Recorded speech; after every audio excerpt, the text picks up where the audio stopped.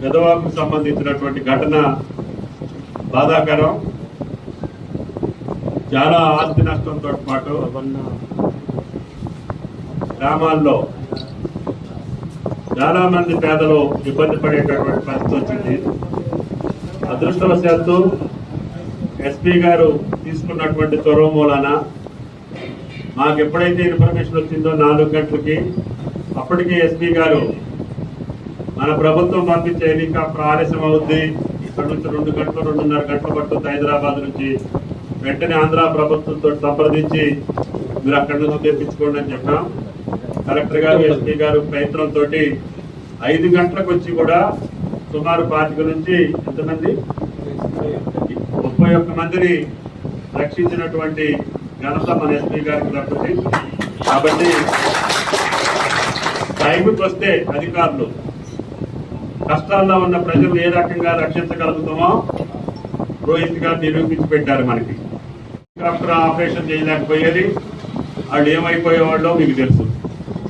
కాబట్టి మేము ఎప్పుడైతే ఫోన్ చేయకముందు ఆయన బయలుదేరి కొత్తగూడెం నుంచి ఇక్కడికి వచ్చి ఆన్లైన్లోనే అన్ని అరేంజ్మెంట్ చేసుకొని ఆ ప్రభుత్వంతో మాట్లాడి కలెక్టర్ గారిని కోఆర్డినేట్ చేసుకొని ఇంత విపత్తులో కూడా ఒక ప్రాణహాని జరగకుండా చూసినందుకు ప్రభుత్వం తరఫున రోహిత్ గారికి, కలెక్టర్ గారికి, పిఓ గారికి ప్రత్యేకంగా ధన్యవాదాలు. కష్టాల్లో ఉన్నారు, అధిక వర్షాలతో ఇబ్బందులు ఉన్నారు. ముఖ్యంగా రైతులు వేసుకున్నటువంటి నాటు కొట్టుకుపోయింది, పొలాలన్నీ ఇసుక మేటలు వేసినాయి, గడ్లు పడ్డాయి. పులరారు చెప్పినట్టుగా నిమ్మ తోటలు, మామూలు హార్టికల్చర్ కూడా నష్టం జరిగింది. గుమ్మడి వల్ల లాంటి కోళ్ళకి పాపం చేపలు కూడా లేకుండా మొత్తం పంపించేశారు. అంటే అందరి జీవితాలు కూడా కొంచెం అయోమయంలో ఉంటాయి. చేపలు పట్టుకున్నోడిది పోయింది, పని చేసుకున్నోడిది పోయింది, పంట వేసుకున్నోడిది పోయింది. గ్రామాలలో పాపం బాబు కరెంట్ షాక్ కొట్టి ఆయన గారు బాబు చనిపోయాడు, చిన్న పిల్ల. ఎవరైనా సరే వాళ్ళు ఎట్లా ఆదుకోవాలో మీరు ఆలోచించి చెప్పండి. సీఎం గారికి చెప్పి రిలీఫ్ ఎంతో కొంత ఆ కుటుంబానికి ఏర్పాటు చేద్దాము. తర్వాత ముఖ్యంగా ఇక్కడ ఉన్నటువంటి పెద్దలందరూ 89లో కూడా నేనున్నప్పుడు మంత్రివర్గంలో లేకపోయినా దిగిపోతే కూడా మన వాళ్ళందరికీ మళ్ళీ ఆ ప్రాజెక్టును రివైవ్ చేసి మళ్ళీ కాలువలు బాగు చేపించి, నేను మంత్రి అయ్యే రోజు ఈ ప్రాజెక్టు కింద కేవలం 2000 ఎకరాలే సేద్యం అయ్యేది.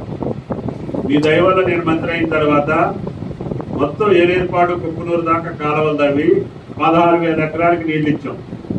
దురదృష్టవశాత్తు మళ్ళీ నేను లేనప్పుడు 89లో దిగిపోయింది.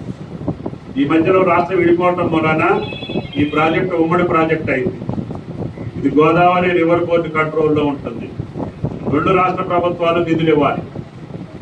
ఆంధ్ర ప్రభుత్వం 80% ఇవ్వాలి, మనం 20% ఇవ్వాలి. ఇప్పుడు ఉన్నటువంటి పరిస్థితి చూస్తే 2 ప్రభుత్వాల యొక్క కోఆర్డినేషన్ కూడా గత 5 సంవత్సరాల్లో సరిగ్గా లేదని తెలుస్తుంది. వీళ్ళు అడిగినటువంటి పైసలు ప్రభుత్వాలు ఇవ్వకపోవటం, మెయింటెనెన్స్ కరెక్ట్గా చేయకపోవటం, అధికారుల నిర్లక్ష్యం కూడా ఉందని చెప్పి రైతులు చాలా మంది చెప్తున్నారు. సరే, కలెక్టర్ గారు క్షుణ్ణంగా ఆలోచించి దాని మీద ఎవరి పొరపాటు, అధిక వర్షం వచ్చిన మాట కరెక్టే, దాని తర్వాత ఎక్కువ వరద వచ్చిన మాట కూడా కరెక్టే. కానీ ముందు జాగ్రత్తలు తీసుకొని ముందు రోజు నుంచే ప్రాజెక్టు మొత్తం కూడా గేట్లు 3 ఎత్తేసి ఫ్రీ ఫ్లో పెట్టి డిప్లీట్ చేసి ప్రాజెక్టు ఖాళీ పెట్టొచ్చితే ఇంత ప్రమాదం జరగదనేది నిపుణులు చెప్తున్నారు, పెద్దలు చెప్తున్నారు. సరే, జరిగింది కాబట్టి ఈ ప్రాజెక్టుకి ఆ ప్రభుత్వంతో కూడా మాట్లాడి రేపు వచ్చే సీజన్లో పటిష్టవంతంగా ఇప్పుడు వచ్చినటువంటి వరదకు తగ్గట్టుగా డిజైన్ చేసి అవసరమైతే ఇంకా 2-3 గేట్లు పెంచైనా సరే మళ్ళీ భవిష్యత్తులో ఈ ప్రాజెక్టుకి ఎటువంటి నష్టం జరగకుండా చూసే బాధ్యత ఈ ప్రభుత్వ పరంగా నేను తీసుకుంటానని చెప్పి మరి అందుకనే ఈ రోజు వచ్చిన వరద కంటే ఎక్కువ పెట్టి ఇటువంటి గేట్ ఇంకొక 2-3 పెట్టామనుకోండి, ఇప్పుడు 40 వచ్చింది, 70 వచ్చింది. దాని కెపాసిటీ 40,000 క్యూసెక్లు అంటున్నారు. ఇయర్ 70,000 వచ్చిందంట. అవసరమైతే 80,000కి డిజైన్ చేసి రేపు భవిష్యత్తులో ఎంత వరద వచ్చినా కూడా ఈ ప్రాజెక్టుకి ఇబ్బంది లేకుండా చూసి నిపుణులు ఇంజనీర్లు పంపించి గోదావరి రివర్ బోర్డు తోటి కూడా పరిశీలింపజేసి ఆడిచ్చినటువంటి డిజైన్ ప్రకారంగా నేను వచ్చినటువంటి వరదను అసెస్ చేసి ఈ వర్షపాతానికంటే ఎక్కువ వచ్చినా కూడా ఈ ప్రాజెక్టుకి ఇబ్బంది లేకుండా ఆంధ్ర ప్రభుత్వంతో మాట్లాడి రేపు వచ్చే సీజన్లో కంప్లీట్ చేపిస్తానని చెప్పి మీకు ఈ సందర్భంగా మనం చెప్తాం. కలెక్టర్ గారు అందరినీ ఎన్ని ఎకరాలు నష్టపోయింది, ఎన్ని ఎకరాలు ఎస్టిమేట్ పెట్టింది, ఎన్ని ఎకరాలు పంట పోయింది ఎస్ఐ చేయించారు. ఆ నివేదిక ప్రభుత్వానికి రాగానే 2-3 రోజుల్లోనే ఆ రైతులకి ముఖ్యమంత్రి గారితో మాట్లాడి ఎంతో కొంత సహాయం చేస్తే ఆ రైతులు నిలబడతారు. ఇళ్లు మునిగిపోయినాయి కానీ, ఇళ్లు కూలిపోయినాయి కానీ ఏంటంటే ఇమీడియట్ గా ఇవ్వమని చెప్పాం. నీళ్లు పట్టినటువంటి ఇళ్లకి ఈ రోజు 10 కేజీలు బియ్యం, ఆయిల్, కొంచెం పప్పు వాళ్ళు ఇప్పుడు ఇమీడియట్ గా వండుకోవడానికి ఇప్పటి వరకు భోజనాలు పెడుతున్నారు. ఆ 70 ఇళ్లలో ఉన్నటువంటి 250 మందికి ఏం చేయాలో ఆర్డీఓకి కలెక్టర్ గారికి వాళ్ళు పరిశీలించి వాళ్ళకి కావాల్సినవన్నీ ఇవ్వమని కలెక్టర్ గారు ఇప్పుడే చెప్పారు. కాబట్టి ఈ ప్రాంతం నన్ను ఎదుర్కొని పెంచినటువంటి ప్రాంతం. ప్రతి వాగులో ప్రతి వంకలో నన్ను మోసుకెళ్లారు. మీ దయ వల్ల నాకు అవకాశం వచ్చినప్పుడల్లా ఈ మండలంలో నేను ఇక్కడ గెలిచినా గెలవకపోయినా మీ గాండ్ల అవ్వడం, కావడిగుంట్ల, గుమ్మడి వెళ్ళి మొన్న కూడా ఈ బ్రిడ్జ్ ఆగిపోయిందని తెలిస్తే మొన్న అధికారంలో నేను లేకపోయినా ఆ ప్రభుత్వం మీద మందలిచ్చి ఆ బ్రిడ్జి కంప్లీట్ చేశాను. అది ఇప్పుడు మళ్ళీ అటు ఇటు అప్రోచ్లు పోసి, లేకపోతే ఇటు నుంచి నందిపాడు 3 నిమిషాల్లో పోవచ్చు, లేకపోతే నందిపాడు గూడెం ఆఖరికి గుట్టల మీద కూడా మీరు తిప్పారు, గుబ్బల మంగమ్మలు కూడా ఎక్కించారు.